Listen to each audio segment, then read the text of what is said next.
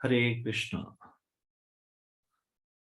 हम लोग जप यज्ञ भगवनाम की महिमा का विस्तृत वर्णन नामक पुस्तक से चर्चा कर रहे हैं। हम इसके दूसरे भाग नाम तत्व का रहस्य के 15वें अध्याय शुद्ध नाम से चर्चा कर रहे हैं।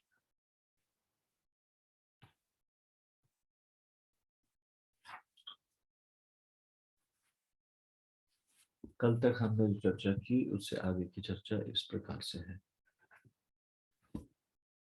दुर्भाग्यवश जो नाम प्राय जपा जाता है वह शुद्ध नाम न होकर शुद्ध नाम का आभास, नामाभास अथवा अपराध युक्त नाम अपराध होता है।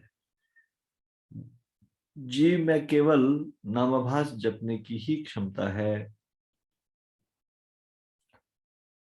जब एक सेवोन्मुख साधक पर नाम प्रभु प्रसन्न होते हैं तब शुद्ध नाम स्वेच्छा पूर्वक उसकी जिह्वा पर अवतरित होता है।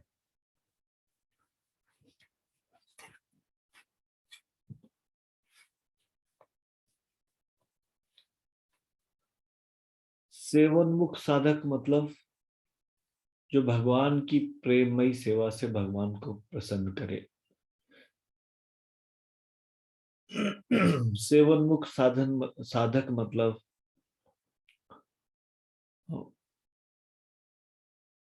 एक साधक जो प्रेममयी सेवा यानी कि भक्ति से भगवान को प्रसन्न कर ले, यानी कि शुद्ध भक्ति करे। तो ऐसा शुद्ध भक्ति का अभ्यास करने वाले साधक पर नाम प्रभु प्रसन्न होते हैं और फिर उसकी जिह्वा पर अवतरित होते हैं। स्वयं अपने प्रयास से शुद्ध नाम नहीं लिया जा सकता। भगवान जब हमारे प्रयास को देखकर प्रसन्न हो तो भगवान की इच्छा से हम शुद्ध नाम ले सकते हैं। जब हम प्रयास करते हैं तो भगवान हमारे प्रयास से प्रसन्न होते हैं और फिर स्वीकार करते हैं शुद्ध नाम के रूप में हमारे जिह्वा पर अवतरित होना। भक्ति विनोद ठाकुर कहते हैं, कृष्ण के पवित्र नाम की उत्पत्ति इस भौतिक जगत में नहीं हुई है।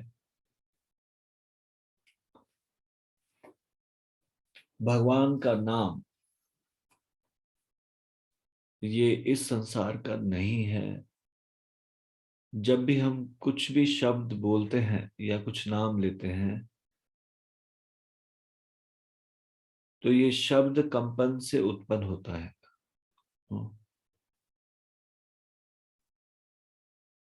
कुछ आवाज निकाली जा सकती है कंपन के माध्यम से और इस प्रकार से ये साउंड वाइब्रेशन, ये ट्रांसेंडेंटल साउंड वाइब्रेशन है, इस भौतिक जगत का हिस्सा नहीं है। ये दिव्य है, ये गोलोक धाम से अवतरित हुआ है। भगवान का नाम इस संसार की उपज नहीं है। कृष्ण के पवित्र नाम की उत्पत्ति इस भौतिक जगत में नहीं हुई है। अनंत भगवान के अति अणु अंश जीव को भगवान के नाम का उच्चारण करने का अधिकार तभी प्राप्त होता है जब वह अपनी विशुद्ध सिद्ध देह में वास करता है।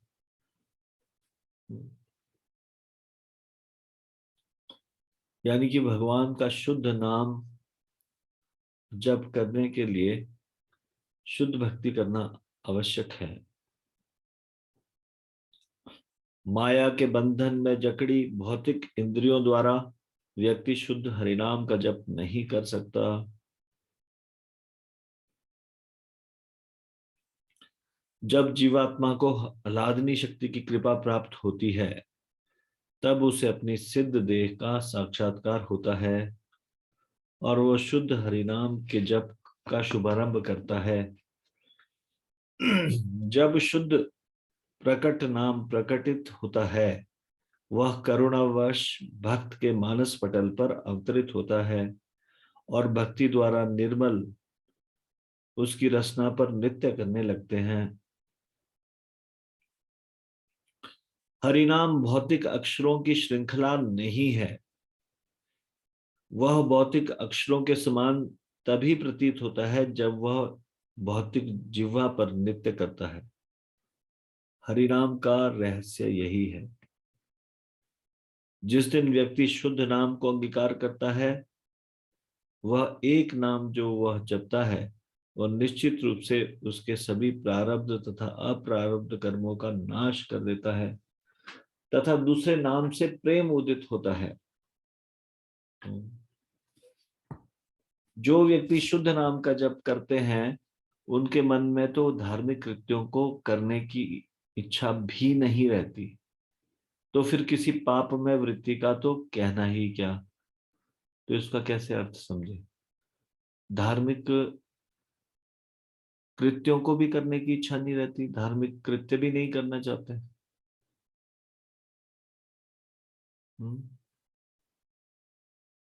इस संसार में सो कॉल्ड धार्मिक कार्य, धार्मिक कार्य क्या?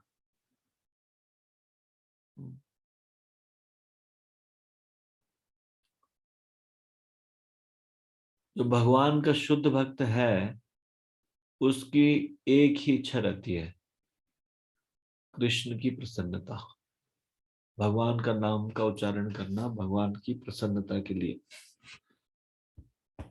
इस संसार में अन्य किसी कार्य में शुद्ध भक्त लिप्त नहीं होना चाहता, न पाप कार्यों में न पुण्य कार्यों में। ये धार्मिक कार्य पुण्य कार्य है, शास्त्रों के अनुसार बताए गए, उनमें रुचि नहीं रहती, केवल भगवान की शुद्ध भक्ति में रुचि रहती है।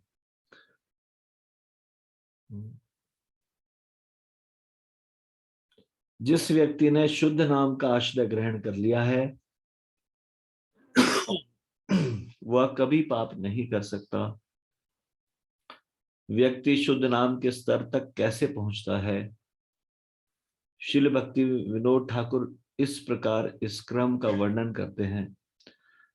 गुरु कृपा द्वारा एक शिष्य नाम तत्व के विषय में ज्ञान प्राप्त करता है, तब संबंध ज्ञान एवं सही जप के साधन द्वारा नामाभास उत्पन्न करने वाली अविद्या तथा अनर्थों का नाश हो जाएगा। वह नाम शुद्ध नाम में तथा जापक प्रेम का आस्वादन करेगा। तो हरिनाम चिंतामणि में इस प्रकार से भक्ति विनोद ठाकुर बताते हैं, गुरु सेवा करने से अनर्थ मिट जाएंगे। तो सबसे पहले क्या? गुरु सेवा करेंगे, गुरु सेवा करने से अनर्थ मिटेंगे, और फिर अनर्थ मिटेंगे इस प्रकार से शुद्ध भक्ति की ओर अग्रसर होंगे और शुद्ध नाम फिर जिह्वा पर नृत्य करेगा। इस समय जीव शुद्ध नाम की मधुरिमा से उन्मत्त होकर निरंतर जप करेगा, आनंद में निमज्जित नाम नृत्य करेगा। जीव नृत्य करेगा, भगवत प्रेम निधि नृत्य करेगी, समग्र ब्रह्मांड नृत्य करेगा और माया भाग जाएगी।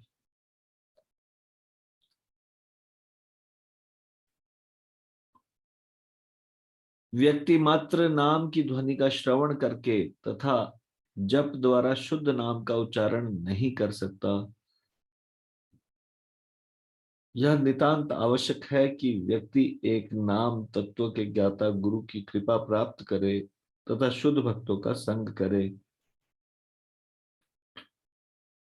अंततः व्यक्ति को सदा कृपा याचना करनी चाहिए और राधा गोविंद एवं उनके नित्य परिकरों से शुद्ध नाम रूपी भेंट की भिक्षा मांगनी चाहिए।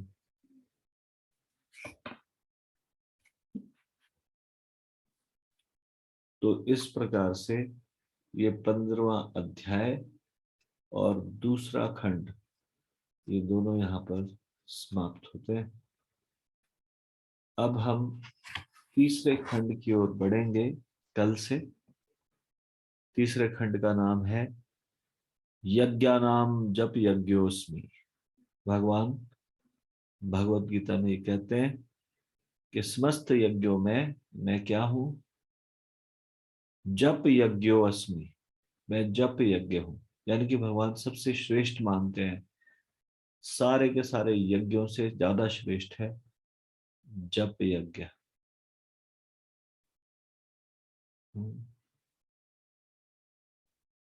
इसीलिए कोई भी अनुष्ठान क्यों ना हो, चैतन्य महाप्रभु के फॉलोअर्स, उनके मार्ग में चलने वाले हर कार्य में हरिनाम को सम्मिलित करते हैं। चाहे मांगलिक कार्य हो, विवाह इत्यादि, तो भी हरे कृष्ण महामंत्र का कीर्तन। और चाहे कोई अमांगलिक कार्य भी क्यों ना हो,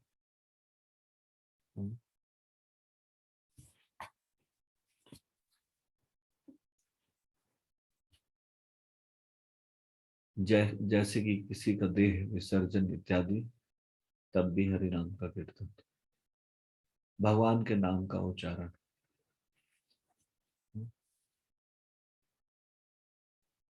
यज्ञ नाम जपो अस्मि। अन्य यज्ञ करने में भक्तों की कोई रुचि नहीं है। कृष्ण भगवान भगवत गीता में कह रहे हैं, समस्त यज्ञों में मैं जप यज्ञ हूं। इसलिए भक्तों के लिए सबसे महत्वपूर्ण चीज है भगवान के नाम का उच्चारण। अन्य कार्यों में यदि किसी यज्ञ में शामिल भी होना पड़ रहा है, जैसे कि विवाह यज्ञ, तो भी जप यज्ञ के द्वारा इस अन्य मांगलिक कार्य या अन्य यज्ञ को संपन्न करना चाहिए। तो ये तीसरा भाग, यज्ञानाम जपो जप यज्ञ अस्मि, इसके विषय में हम विस्तार से चर्चा करेंगे कल। कल से ये तीसरा भाग शुरू होगा। तो इसको हम अभी यहीं पे विचार विराम देते हैं। श्री जप यज्ञ की जय, श्री हरिनाम संकीर्तन की जय, श्री राम प्रभु की जय, शिल प्रभुपाद की जय, निताई गौर प्रेमानंदे, हरि हरि बोल।